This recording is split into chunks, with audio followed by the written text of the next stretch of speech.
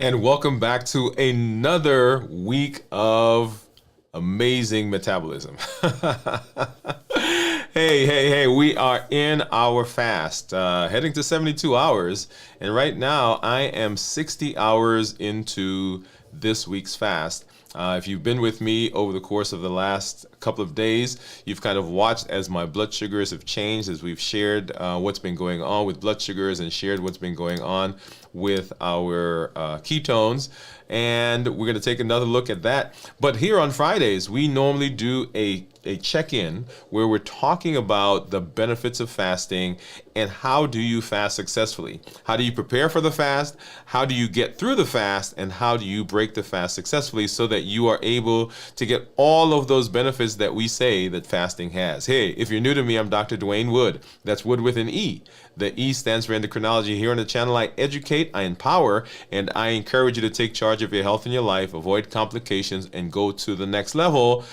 And in this year, the new us is powering our limitless living. We are not bound by those things that inhibit it, those obstacles. We are going beyond, we're expanding, we're moving beyond what we thought was possible to reversing our diabetes. That's right. I'm talking to adults who have type 2 diabetes, who want to reverse their diabetes, who are interested in improving the metabolism, getting off of medication, improving their blood sugars, blood pressure, blood cholesterol, all those things that are part of that metabolic syndrome, that that spectrum, if you will. That's what we're doing right here. And you've caught us in the middle of one of our check-ins as we move through the week and how do we set ourselves up to be successful. As you know, what we do here, if you've been with us, you know that we normally look at my blood sugars, also look at my continuous monitor, which we'll take a look at here in just a minute, so that you can see what's been going on, so that you know what is possible in your space as well. Okay, so if you are out there, thank you for joining us for this episode, whatever platform you're on: Twitch, LinkedIn, Instagram, Facebook, and of course here on YouTube. And you'll see here, so I've got my meters. This is my contour meter and my keto mojo meter that we'll take a look at. And then right below me, you're supposed to see, well, let's take a look at that. Right below me, you'll see my, there you go. You'll see my Dexcom Clarity Report, which we'll look at here in just a little bit. So let me also do this. So thank you once again for being here. Thank you for joining us in this space as we are moving through metabolism and what do we need to do to be successful. 91.4, which we'll talk about here in just a little while. 91.4, these are the things that we worry about that never come true. And a big part of what happens in our lifestyle, and that phrase that we talk about, has to do with those things that we worry about. So you'll see this kind of plastered all over the show as we go through the season, and plastered on our mugs and our cups and our shirts and so forth. So 91.4% of the things that we worry about never come true. And so we spend a lot of our energies dealing with those things, and that is really what sets us up sometimes for difficulty with our metabolism. All right. So as we also do, I'm going to do a check-in. So we're doing a check-in for fasting. I'm going to do a check-in to let you know how I'm doing in my fast. So to set the stage, we are fasting. I am fasting. We're working on fasting. How do we do fasting successfully? Because it is a powerful tool that we're using to help in our metabolism. Fasting hits the three pillars that we talk about when it comes to reversing diabetes. Number one, decreasing insulin. Number two, suppressing the appetite. And then number three, it reduces sugar. So all of those things happen as we're moving through fasting and the fasting space. And as we've moved into this new season, we're talking about limitless living. Limitless living is where we are. These are the thoughts, these are the behaviors, these are the things that we have to go through to help us in this space to be successful.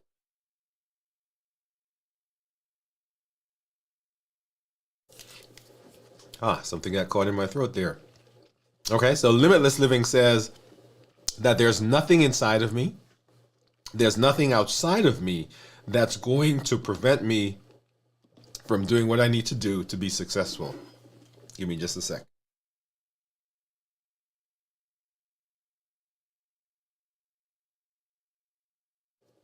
To be successful in this space.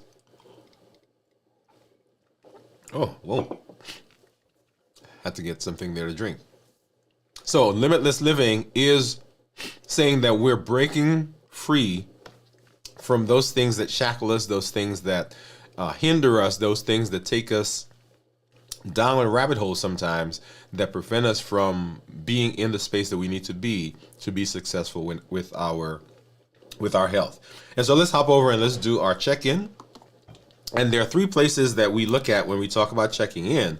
They are how we're feeling physically, mentally, and emotionally. And those are the places where people tend to have difficulty.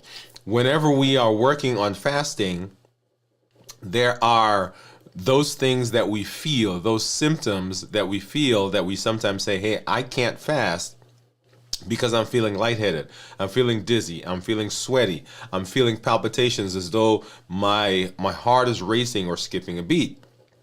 And that often will set us up for difficulty when we talk about fasting, because people will say fasting doesn't work for me. And I would dare say that for most of us, we are able to fast for at least a 24-hour period. Now, there are some reasons why people are unable to fast, and I always say, hey, check with your healthcare provider to talk about those special conditions that may cause some difficulty for you. But for most people, they're able to fast without any difficulty. So make sure that you are understanding that. Okay, so physically, the thing that sometimes will come up is this idea of being tired, being fatigued, not having enough energy, hitting that wall as you move through the day. And as we'll talk about here in just a minute, often that shows up because we're not well rested, because we're not hydrated, because we're in a stressful situation. And all of those, hydration, poor rest, and being in an intensely stressful environment at that time while you're fasting, can show up with physical symptoms, because, as you know, those things themselves have physical symptoms and characteristics that go with them. Okay, so right now, physically, I am feeling energetic. We had some weather come through, and so today was really kind of a relaxed day, hanging out with my son. I've got some stuff in the kitchen that I'm cooking, getting ready to break my fast as we move through the fasting phase. So it's been a relatively peaceful day. Got good rest last night. Actually woke up a little late this morning because there was nothing that I needed to get to. Actually, there was something I needed to get to, a meeting at about 8 o'clock. And so I got a text right after 8 saying, hey, I meet with my team every morning. And so they were like, hey, are you coming on? So, but other than that, feeling energetic, not feeling as though I'm walking through quicksand or mud, as some people will say, not feeling any palpitations, not feeling lightheaded, dizzy, all those things that sometimes will be associated with, people will say associated with the fast. Now, one point is that if you are on medication, sometimes the symptoms that you feel are a consequence of the medication, which is why it's so important to make sure that you're touching base with your healthcare provider to be able to adjust medications that you may need so that you don't have those symptoms. All right, and then how am I feeling mentally? So physically, mentally, and as you know, the thought process often goes along with your with your fatigue and your rest. So if you're super fatigued, then it's difficult sometimes to walk through the thought process. And some people will say, "Hey, I feel sluggish, I feel cloudy, I feel as though I'm in a fog or in a tunnel because they're not rested." Also, if you're not hydrated, you can have similar symptoms as a result of that. If you remember back in our previous season, I did a show where I was not maintaining good hydration, and I was not just physically having physical issues, but also my thought process was a little sluggish. Okay, so making sure that you are doing what you need to do to be rested will help with your thought process. And right now, I'm feeling pretty clear. And then finally, emotionally. Fasting is not just a physical thing. It is emotional, it is mental, it is social. And so whatever's going on with you emotionally, as I mentioned earlier, if you are in a highly stressful situation or highly emotional situation, then that will show up in the fast. And often we get into the space where we are having some emotional concerns, and we think that it actually is due to the fasting, but it's not the fasting per se. It is what's going on around us, and it is amplified in the fasting. Okay, it's amplified in the fasting. So that's our check-in, and right now, emotionally feeling good. Like I said, it started out as a interesting kind of week, and has gotten better. Getting rest, meditation is good. Looking forward to some things. Was looking forward to hanging out with my son and finishing up. We were doing some things in his room, and so he's excited about that. I'm excited about it. So it's a project that we did together, right? So all of that feeds into the emotions, and as you know, it also helps to distract me during the fast, right? So an important point to remember. All right, so let's go ahead and let's hop over and let's take a look at what's going on with my blood sugar. And here is, this is my Freestyle Libre meter that you're looking at right now. You see my blood sugar right now is 81. And down near the middle part of the bottom, you'll see a white squiggly line that's going through the his right, let's see, right over here. Yeah, let's see. You see that? Oh, oops. See that line right there? Yeah, that is my blood sugar right there. And you'll see how it's kind of a squiggly, there you go. Okay. And so so that's what my blood sugar is. And looking at it, there were a couple times where it went above 100, but for most of the day, it has been most of the afternoon at least, it's been below 100. Now let's take a look at my Dexcom Clarity or Dexcom report, and this is a 24-hour period. Let's go ahead and do 12 like we did in the Libre, and you'll see there that right around 4 o'clock we went to about 110 and then started coming down. And then, so I'm trying to see where was it that we actually went below 100. So right for the first time at about 130, went below 100 and then continue to go down. So right at 225 or 220, we went below 100, and we've stayed there over the course of the last at least couple of hours. If I look at the 24-hour period, you see we were yesterday afternoon 108, down into the 90s, and then about 10 o'clock last night kind of had a spike up to 104, 105, 108, 110, 109. Looks like 112, actually, well, 112, 114, 115, 118 I saw in there. And this was actually coming into this morning, right?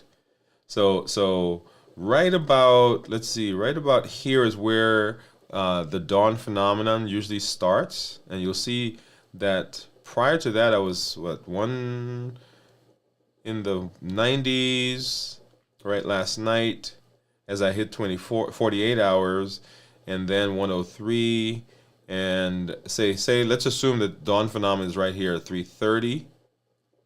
All right, you'll see that blood sugar started rising, rising, rising as the day went on, as the morning went on, and kind of peaked at, what time was that?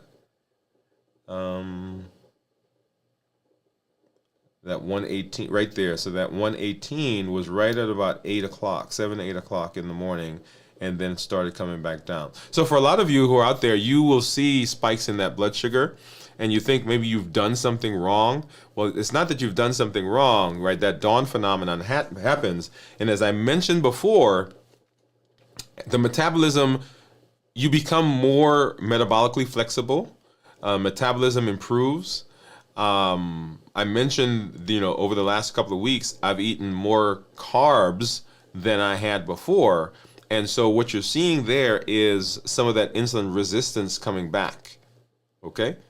And so as we moved into this new season, you'll see that begins to improve again, so that in the morning I don't have as big a spike to that dawn phenomenon. But even as we were going through, last year and going through that season, you saw that in the mornings I had to be careful. Like I had to change my toothpaste, right? Because there was sugar, particularly when I'm fasting, not just normally, but when I'm fasting, because I did not want that spike in blood sugar, we actually changed toothpaste so that don't have that, because it makes the dawn phenomenon more pronounced. Let me say it that way, okay? And so what you're seeing there, those are my blood sugars. Here, let's go ahead and take a look at my Keto Mojo. Here is my Keto Mojo meter, and this is my contour, and then of course here is my we'll get the strips here in just a minute. And let me go over here, and I see Jennifer. Hey Jennifer, how are you? I'm glad that you are here. And Jennifer is saying howdy all. Thank you for coming through. We were up late last night. Jennifer was actually, I'm supposed to change my scenes. There we go. Okay. So I've got a new scene that has the comments. Oops, nope, that's not what I wanted to do. Hold on a second, guys. There we go. Boom. All right, so Jennifer saying howdy all. And then David Hunt, my man. Hey Doc, I did my first 24 hours. David, man, you get a hand clap and some music. So David said he did his first 24 hours this week. Oh, man, I'm so proud of you. Jennifer saying congratulations, and asking how did it feel. And David saying thanks, Jennifer. It felt great. It felt great. Yes. And then of course Jennifer saying awesome. So fasting. And let's get through this, and we'll come back, and I'm gonna star that comment. David. All right. So let's hop over here. Let's take a look at what my blood sugars are on my monitors, and then we'll come back and have a conversation. So you'll see, and let me go back over to the Libre. And so right there, you see that's my Libre. And let's go ahead and get some blood sugars. So first, let me get a strip out for the contour. And what do you think my ketones will be? So last night they were 0.9, and I was right at a little before 48 hours, and now I'm 60 hours. What do you think those are going to be? Go ahead and drop that in the comments. What do you think? Because David, I have a couple questions for you. And here is my Keto Mojo, looking at the blood sugar. And then here is the ketone strip. Let's go ahead and grab one of these handy dandy lancets. Boom, boom, boom. There we go. All right, and this is just a this is one similar to the one that I used last time, or yeah, this is the one that I used last time. But I've used several, and I'm just going through whatever is in the box. I do have one that I particularly like, but people use various ones, so I'm just going to use whatever I have in there, whatever my hand grabs. Okay, and the reason I liked the other one was because it was easier on for me to use. This one is that, and you may see that the needle is a little bigger than the other one, so it hurts a little bit more. Well, the other one is a little bigger. It hurts less, right? So the finer the needle, typically the more it hurts.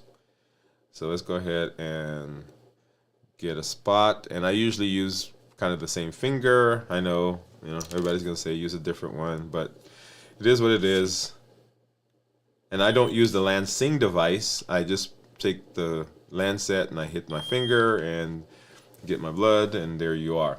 So I'm going to keep this going because I want to make sure. Sorry for that finger, by the way.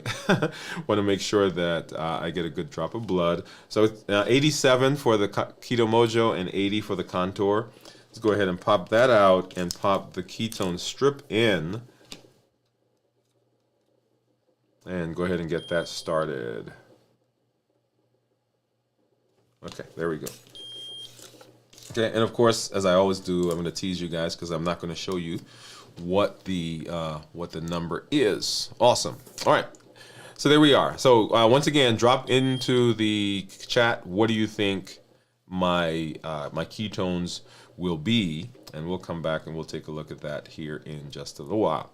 All right, so we're talking about fasting. We're talking about fasting and how to fast successfully, how to start the fast, how to get through the fast, and of course, how to break the fast, because each of those phases is just as important as the other. Because if you don't get into the fast, if you don't prepare for the fast well, it doesn't go well.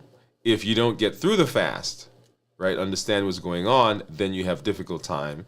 And if you don't break the fast well, then you've undone a lot of what happens before. Okay, so we're going to be talking about how do we get through, how do we get into the fast, how do we move through the fast, and then of course, how do we break that fast so that we are getting all the benefits that we are expecting and all the benefits that we should get. Okay, so when we talk about fasting, there are basically three phases that I want us to begin processing. Okay, now you can think about fasting in lots of different ways, but three phases that I want you to be thinking about: preparing for the fast, fasting successfully, and then of course breaking the fast. Okay, that's what I want you to begin thinking about. And so the question that a lot of people will ask is, what do you mean breaking or preparing for the fast? Because I thought all I'm doing was I'm not going to be eating. And that is not the case, right? So not eating is a part of the fast. And in fact, fasting is not just not eating.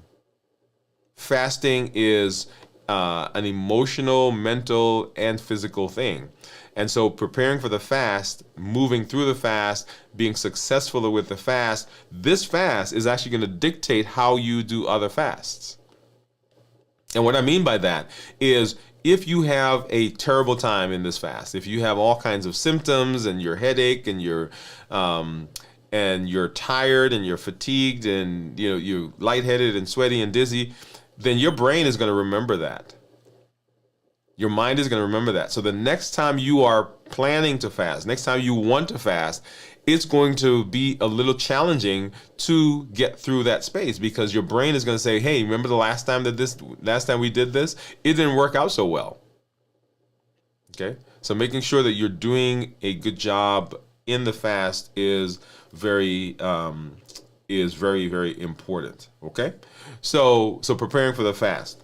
So why do we need to prepare for the fast? And how do we get ready? How do we get ready?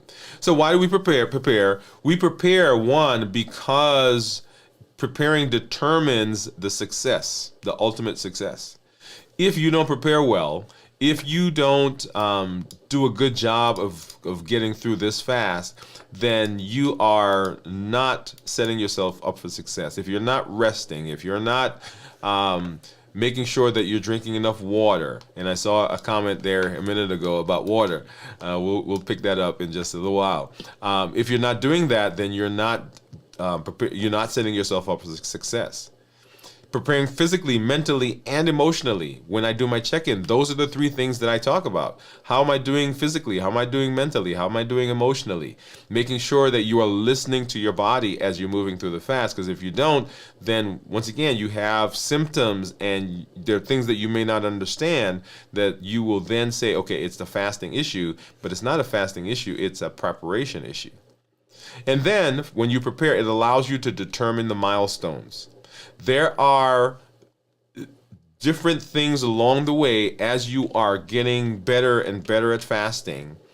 When you prepare, you can begin anticipating and you can begin setting goals to say, okay, at 16 hours, this is what's going on. At 24 hours, this is what's going on. At 30 hours, this is what my blood sugar should be, what my weight I should be expecting. Right? All of those things allow you to have these milestones along the way so that you are making connections. And we, as humans, we love to make connections. When we see those connections, when we see that we're moving, then it motivates us to keep going. Okay? So I'll tell you personally, so I got on the scale yesterday, and it was one of those days. Remember, I had gone to the grocery store and I walked down that aisle, right? There's all that stuff. And so my mind, right? So that's in my brain now. And so I came home and we did the show, and I was up last night doing some things for this morning. And, in the pantry, there are some things that they called to me. I'm not sure why. Hey, Dwain, come here.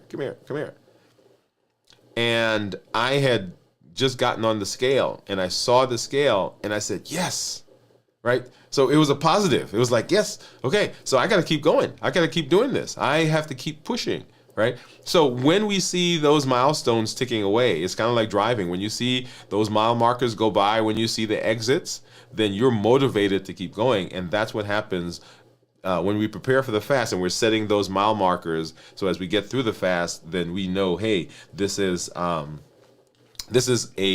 being of benefit to me, and so we can keep going. Okay, so that's why we prepare. So why do we prepare mentally? So what do we do when we're preparing mentally? So mentally, when we prepare, we want to set clear goals.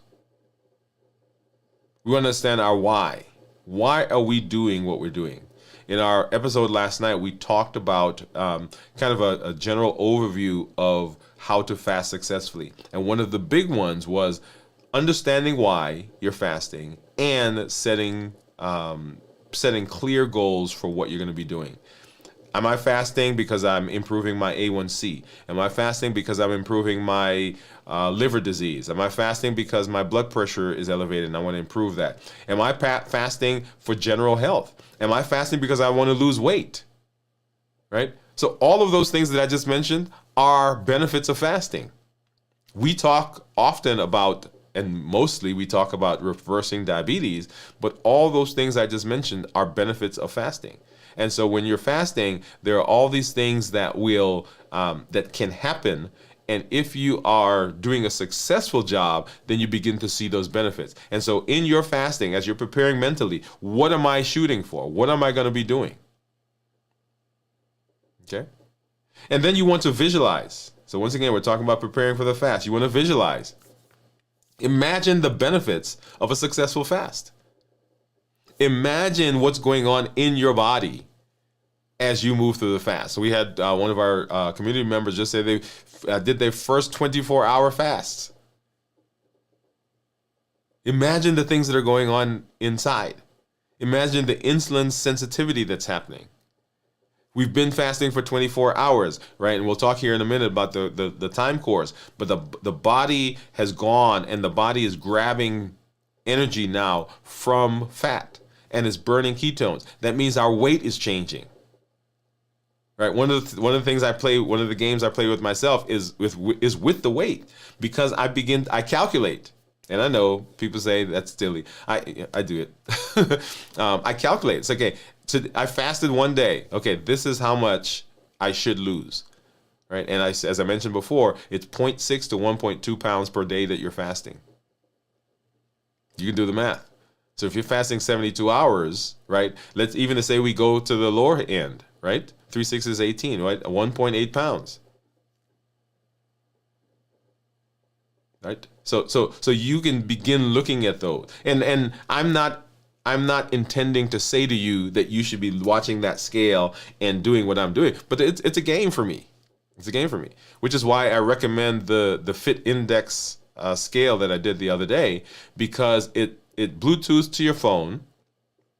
And when you Bluetooth it to your phone, you see all the parameters. You know how much water, how much total body water, total body mass, your BMI, your age, your body age, metabolic age, and I think there are like 12 parameters. We'll come back and do a show where we actually talk about that. But one of the games I play is when I first started, it was how do I get all of these numbers out of the red? How to get all of these numbers out of the red. And now it's okay. So I think yellow was the next number where things went from red, then yellow, I think they're blue, and then they're amber, then they're green. And so, okay, for me now, it's okay, how do I get everything to be blue? Whatever the color was, okay? So visualize what's going on in your body. That's why tracking is so important, because you get to see objective data. Okay, this is what's happening. That's why I love the ketones. Okay, when I see those ketones are elevated, I know that my body is burning fat. I know that my body is becoming more insulin sensitive. I know that my blood sugars are getting better. I know my A1C is improving. Okay, and then educate yourself. Determine which fast is right for you. Not all fasts are appropriate for you at your stage. If you're new to fasting, you may need to do an intermittent fasting, 16 and 8. If you currently don't eat breakfast on a regular basis, you're probably already doing a 16-hour fast, right? Because if you stop eating at 6 o'clock at night, 6 o'clock in the morning would be 12 hours. And most people, if they don't eat breakfast, they go until lunch or close to lunch, right? So we're talking about another, so if you stop eating at 6 o'clock at night and go till 6 o'clock in the morning, that's 12 hours. And then 6, 7, 8, 9, 10 o'clock in the morning, if you eat a brunch, right, or eat a late breakfast, you've done a 16 hours. So most people can start there, and most people are doing that already. It's just sometimes when we hear the phrase fasting, we're like, oh my goodness, I can't do that. But you're already doing a lot of it. You're already in that space doing a lot of it. But start where you are. Determine which fast is right for you. And if you need to do some of the more extended fasts, that's great, but work your way up to those. Okay? And then affirmations. Elicit the help of your inner coach. We're talking about preparing for the fast. So in each of us, there are two things or two people. There is the inner coach, and there is the inner critic. And the critic is the one that tells you about all the bad stuff you've done. The fact that you never succeed. The fact that you never stick to anything. The fact that last year you said you were going to lose weight and it didn't work. The fact that you said you weren't going to eat that cookie and you sit down and ate that whole bag of cookies. The fact that you didn't call mom yesterday when you said you were going to do, or you were going to reach out to that friend, or you're going to work on that relationship, or you're going to, whatever it is, the inner critic is always there to remind us of the negative. It has an extensive database of all the things you've ever done. In fact, if I ask you right now to name some things that you've done wrong where you haven't succeeded, most of us will go 10, 12 things that they've not done before they stop. But if I say to you, hey, tell me one thing that you've done that's been good, something that you've been successful at, we'll go 1 or 2 and then we'll stop. So our goal is always to strengthen the inner coach, because the inner critic is there. So strengthen the inner coach. And one of the ways that we can do that while we're fasting, well, in general, but is by affirmations. Affirmations are those things that we can use and put into our space that we are telling ourselves over and over and over and over and over again. One of the things that I have right? One of my affirmations is what's on the back of my mug. And I've had, let's go back to, let's see. So this is one of the mugs that I used last year. So remember, this was our, so this is our Triple E formula for success, right? So that's the old logo. So educate, empower, encourage. But on the back of it, and you may not be able to see that, on the back of it says, I am becoming the person I thought I would be 20 years ago. I am now becoming the person I thought I would be 20 years ago, right? So that was one of the things on the back of that mug. And then for this year, for this season, right, limitless living, right, it says, I'm breaking free. I'm breaking free from those boundaries. I'm presenting my best self, my best health, my best life. So this is here all the time. I've told you back here, let's see, which one is it? This one right here, right? I was in what was it? I guess I wouldn't say master class, but I was in a program with an amazing group of people that was run by one of the creators here on YouTube, Luria. And during that program, we had to sign a commitment statement. That was 4 years ago. And every time I walk into the studio, it's right there facing me. And when I redesigned, right, it used to be, if you remember, in the old studio, it was right here. When I redesigned, I moved it more centrally into the space so that when I walk through that door and I'm coming in to sit down here, it reminds me of what my commitment is. So my affirmation. So all these things around me are reminding me, right? 91.4. Right? So I've got this in the office. One of our team members, she wrote it out. She got it plastered over her desk. 91.4% of the things we worry about don't come true. And so all of these things are in my space, helping me to change my mindset and set clear ideas of what I want to be, what I want to do. So affirmations, great way to help you with the mental part of preparation. Okay? All right, nutritional preparation. How you eat prior to fasting has a direct effect on the fasting itself. Let's run through a couple of things. Number one, you want to reduce your carbs and your sugars prior to fasting. Why do you want to do that? The reason you want to do that is when you get into the fast, remember, the body has to process all the stuff that you've just eaten.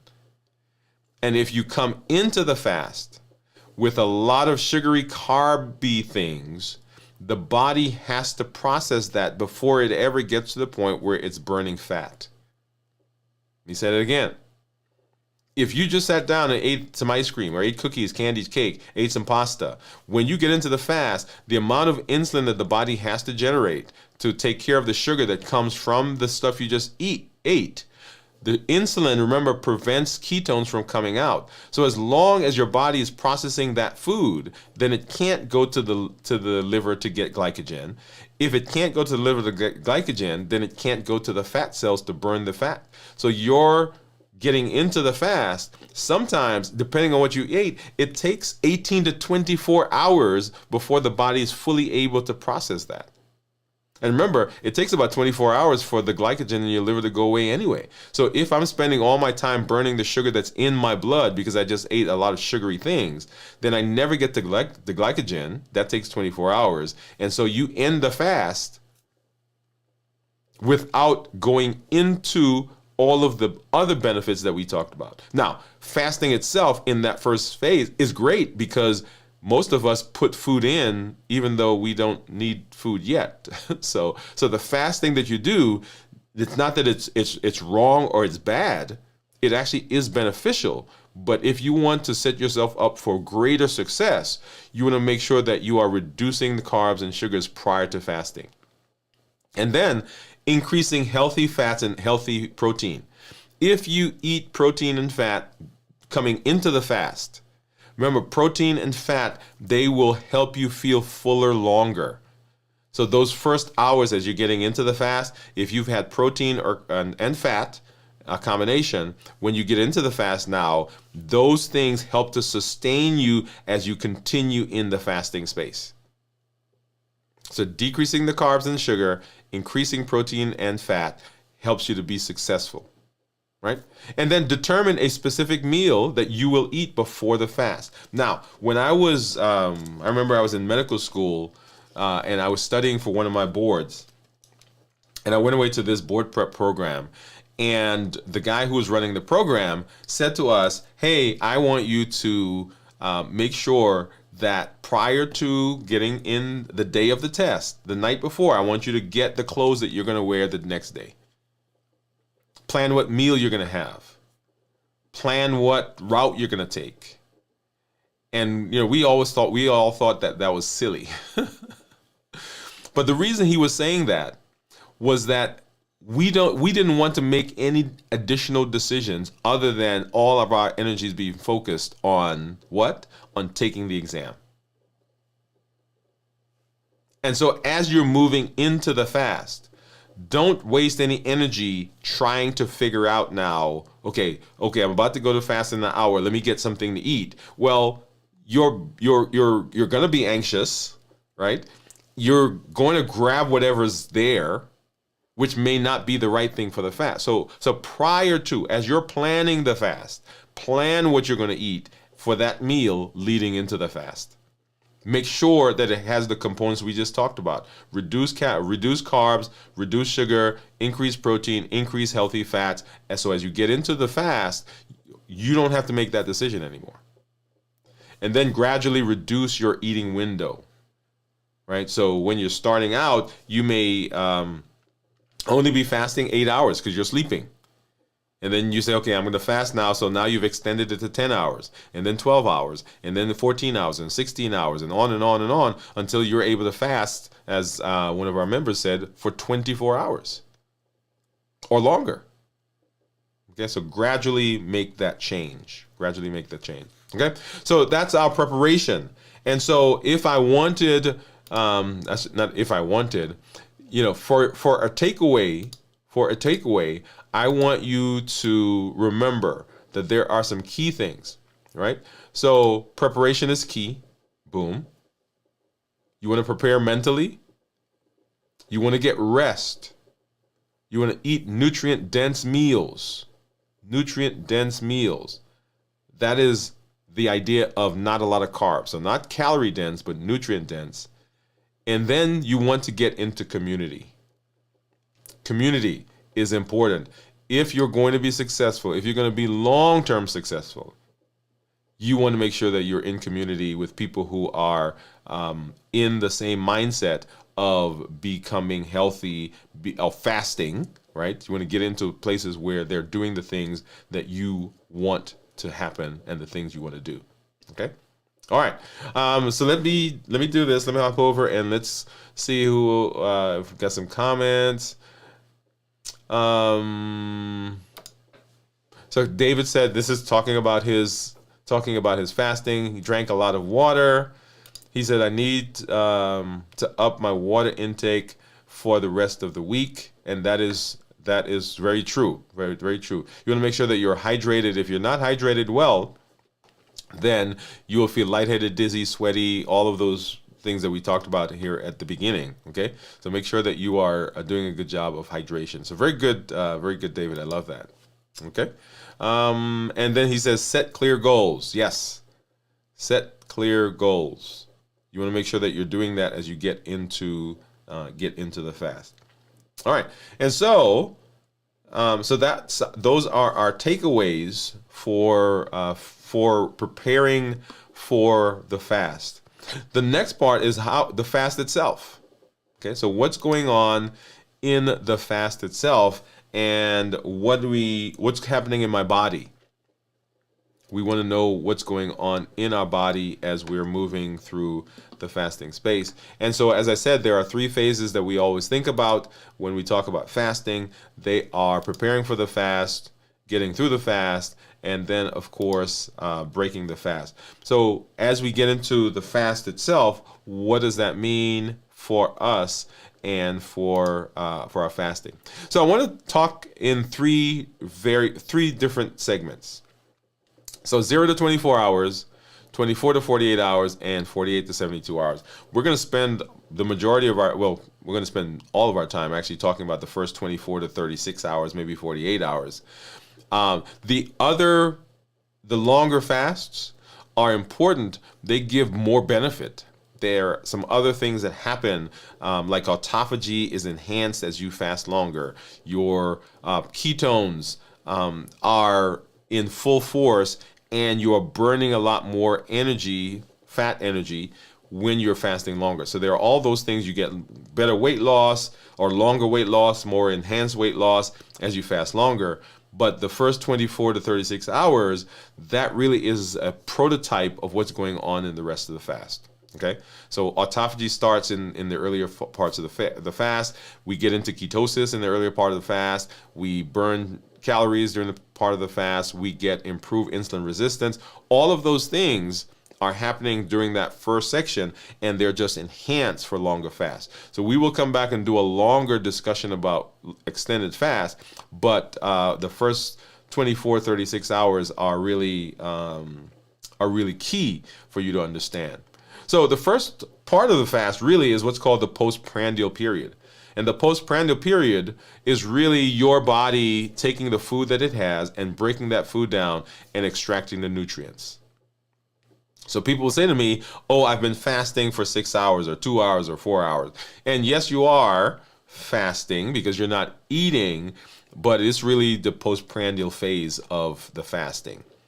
So during this phase, your glucose levels can be high because there's glucose, there's carbs in the food you're eating. Your insulin levels are elevated because it's having to process all the calories that come from the food. So all of that's happening during the first part of the fast, which is called the postprandial period. Energy levels are high because you have ready access to those carbohydrates that are there. And then the next 12 hours, 6 to 12 hours, is what's called the early fasting stage. And during this time, your insulin is starting to go down because your body has been breaking down the food. It's stored the excess in the liver as glycogen.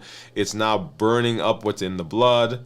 Okay, it hasn't quite gone to beyond glycogen, because remember that takes about 24 hours. It's not gone past the liver yet to the fat cells. So the early fasting stage. Okay, during this phase, glycogenolysis is happening. The body is starting to break down some of the things that are in the liver, right? So it's looking at that and saying, hey, at the end of this, we're using up what's in the blood, and now I need to find some source of energy, and I just put some stuff in the liver. Can you give it back to me? Energy levels can fluctuate, and this is the time when, if you've done a good job of coming into the fast, in other words, not a lot of carbs, not a lot of fat, you've had protein, you've had fat, during this part of the fast, that 0 to 12 hours, then you are actually pretty stable. You're not hungry. You're not having cravings. The body is not forcing you to look for stuff to eat because your insulin level is high, because you're pretty well off because of how you came into the fast. If you don't come into the fast well, then during this period when you're not eating and the insulin levels are high and start to fluctuate, and you start to see the blood sugar feel the blood sugar go down, then people begin having cravings. And this is the place where sometimes people will have headaches, they'll feel lightheaded, they'll feel dizzy, feel like their energy is being zapped because they didn't prepare well, right? So preparing for the fast is very, very important. So the early fasting stage. And then 12 to 18 hours is the transition to using fat. So now the body is in earnest starting to look for fat cells, and it's starting to break that down. So glucose levels continue to go down because we've used up what's in the blood. We've gone to the liver and we're using that up. So 18 to 24 hours, that's starting to go away. And the body's starting to now say, okay, we've got to start finding another source of energy, and that is the fat cells. The liver starts gluconeogenesis, which is where it's now starting to form sugar from non-carb sources. Right? Once again, it's looking outside of the liver. So glycogen is starting to deplete, and the body is saying, okay, I need to go over there and get some stuff to make sugar. Right? The sugar that's in the blood is gone.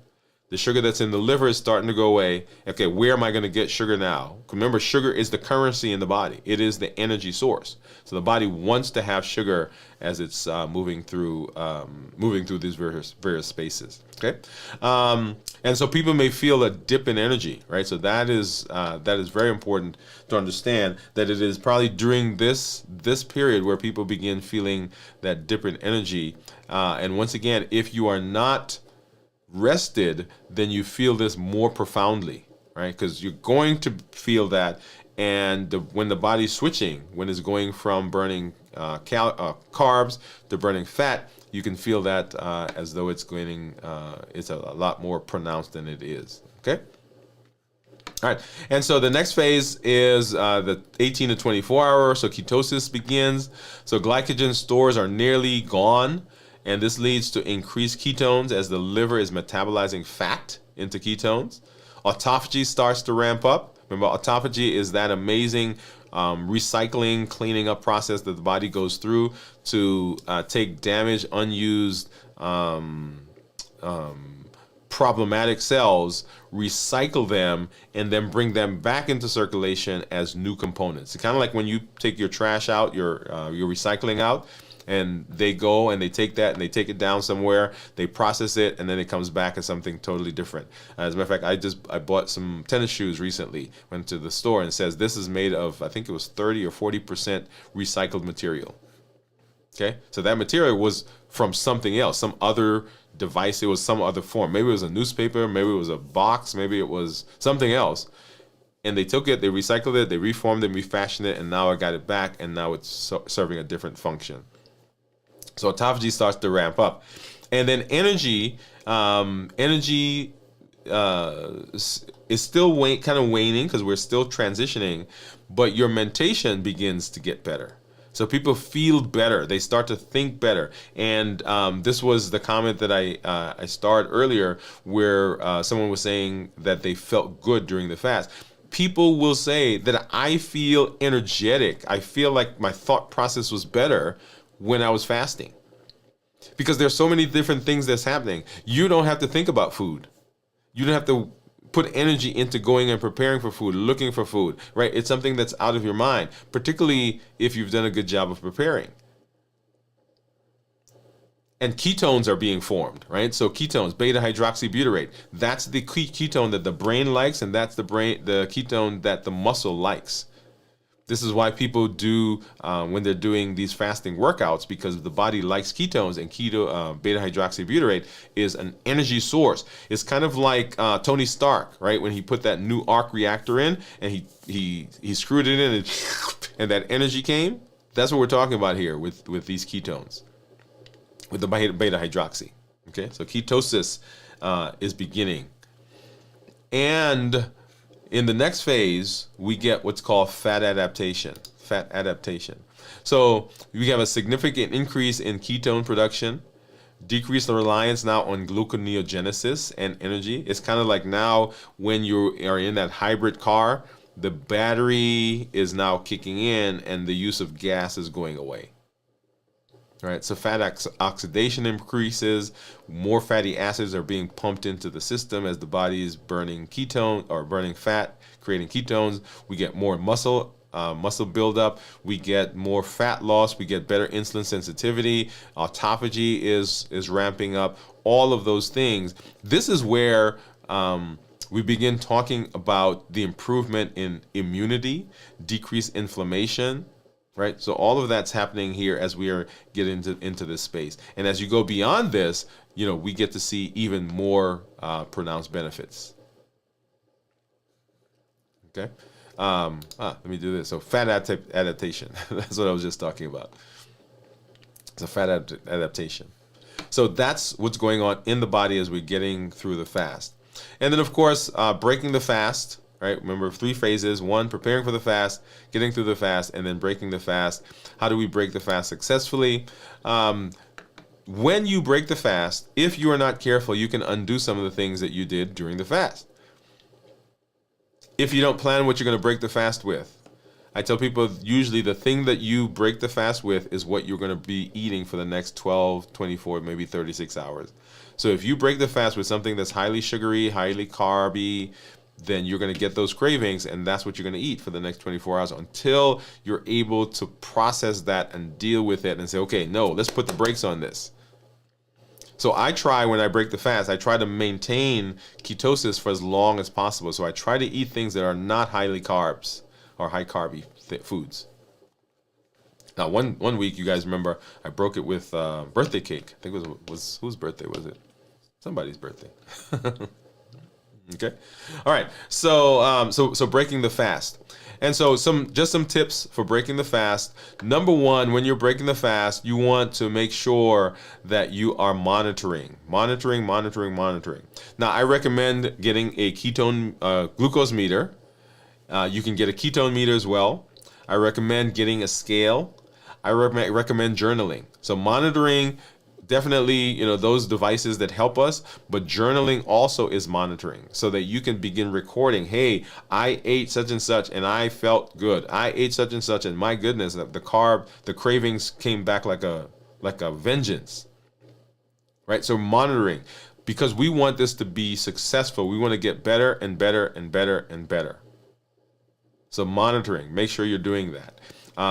You can buy over-the-counter monitors. Right? You don't need a prescription to get those. Walmart or any of your pharmacy stores will have their brand of a not ketone, but of a glucose meter. Okay? Portion control. Often we don't have difficulty because we're eating the wrong thing. We have difficulty because we're eating too much of the thing. So it's not usually the fact that it's not usually the fact that someone ate a cookie that caused the problem. It's the fact that they ate 2 cookies and 3 cookies and 4 cookies and ice cream and then drank some sweet tea.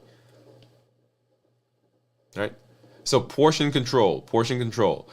Start with small portions as you're getting into the fast or you're breaking the fast, and then work your way up. Don't eat a 10-course meal. I have to go beyond a normal meal. Don't eat a 10-course meal when you're breaking the fast. Okay? Eat slowly. It takes about 20 minutes for the signal from your stomach to get to your brain that you're full.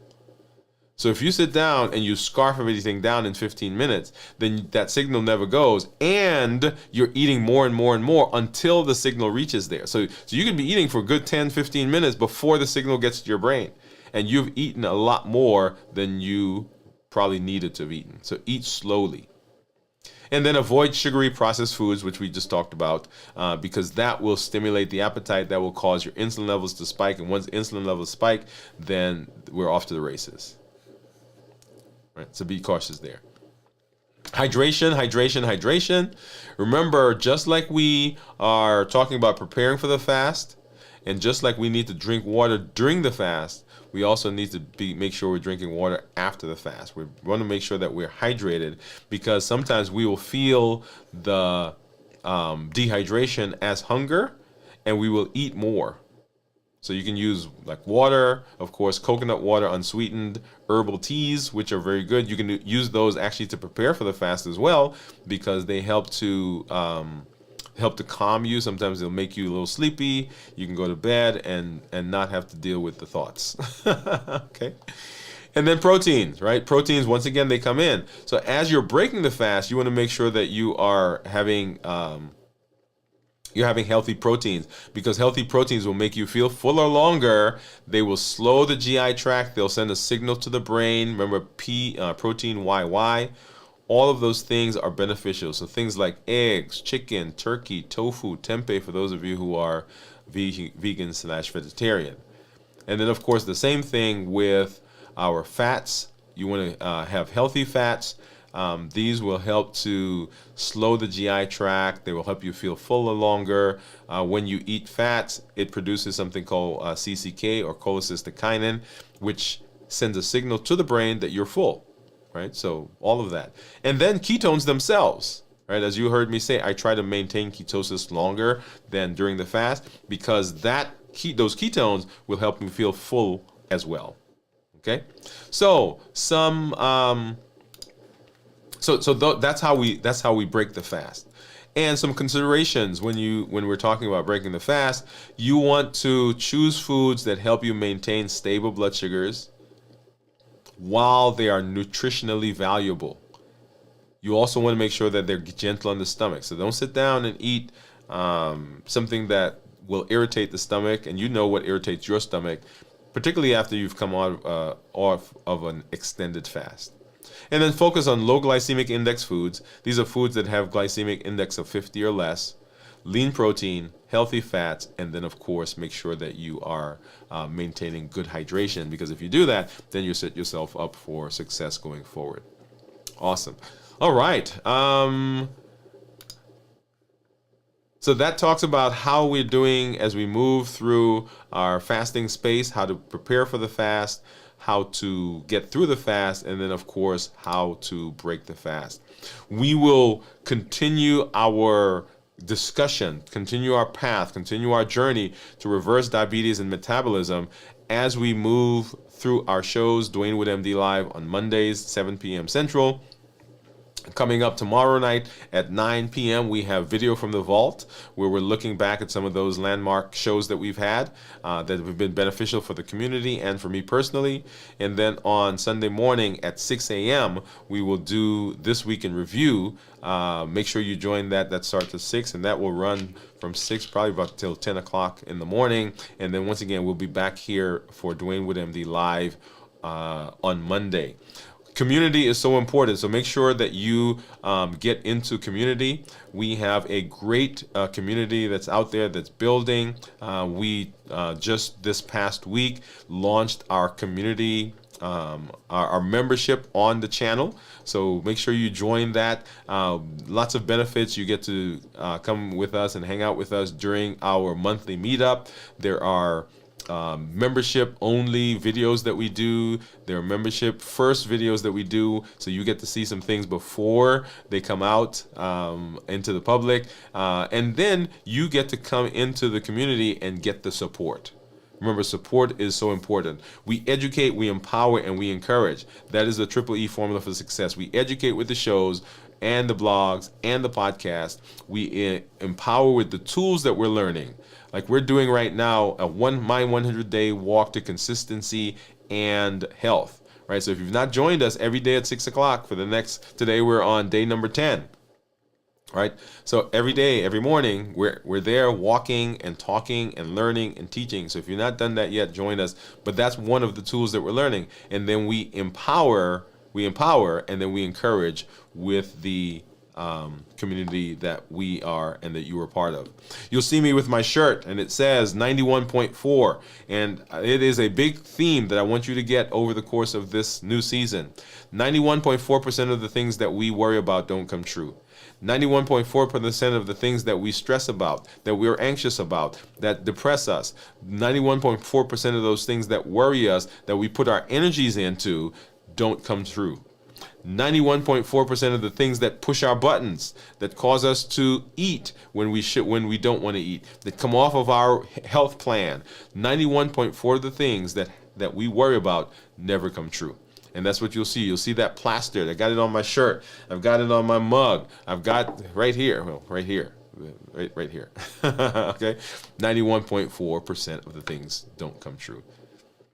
And so in this space, we are here because we want to educate, empower, and encourage you to take charge of your health, understanding that you have unlimited potential. You have ability to make choices for your health to set yourself up for success. So make sure that you are doing that. Just a quick shout out.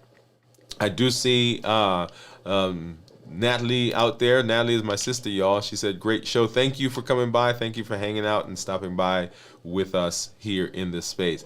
As I say, I'm Dr. Dwain Woode. I'm always excited to be here. I will see you in the community. I'll see you on the shows. That's Wood with an E. The E stands for endocrinology. Here on the show, I educate, I empower, and I encourage you to take charge of your health and your life, avoid complications, and go to the next level. And we are living a limitless life. Limitless living is where we're heading, and it's powered with this version of ourselves that we've brought with us, that we're improving, that we're taking to the next level. Thank you for being with us. We'll see you at our next show. Bye-bye.